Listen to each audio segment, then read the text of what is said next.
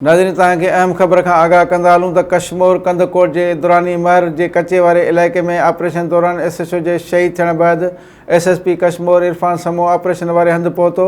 Police मुक़ाबले में 12 धाड़ेल मारिजी विया आहिनि। SSP कंदकोट कशमोर इरफान समूह दावा कई आहे त SHO जे शहादत बैदि ऑपरेशन में 11 खां 12 धाड़ेल मारिजी विया आहिनि।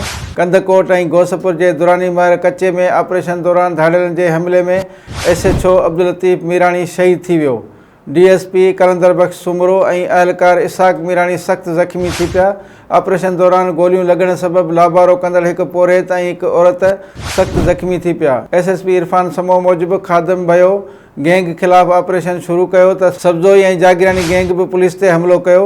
SSP दावा कई आहे त ऑपरेशन दौरान 12 धाड़ेल मारिजी विया आहिनि, जिन जा लाश हथ करण जी कोशिशि करे रहिया आहियूं। SSP इरफान समूह धाड़ेलनि ख़िलाफ़ ऑपरेशन में पाण बि रॉकेट लॉन्चर हलाए रहियो हो, जॾहिं त धाड़ेलनि जी फायरिंग सबबि पुलिस वटि मौजूदु APC जीन्स खे बि सख़्त नुक़सानु पहुतो आहे। शहीद SHO बि APC में मौजूदु हो। गोलियूं आर पार करे वञी पुलिस अफ़सर खे लॻियूं।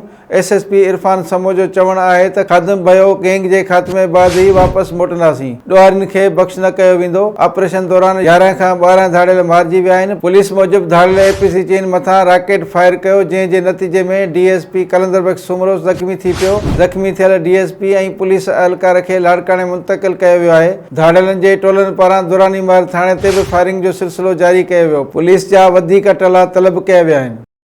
Wallpapers and PVC panel shop 3D wallpapers की वसी रेंज, जो आपके घर को बनाए आपके ख्वाबों की तरह खूबसूरत।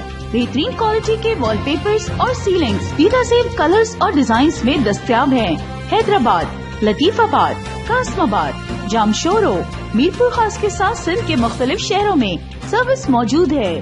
हर किस्म के 3D वॉलपेपर्स और सीलिंग्स लगवाने के लिए अभी राब्ता करें। कॉन्टैक्ट रांजन अली सोमरो। WhatsApp 0333370786, 03333702 516। तालिब हुसैन 031713109660।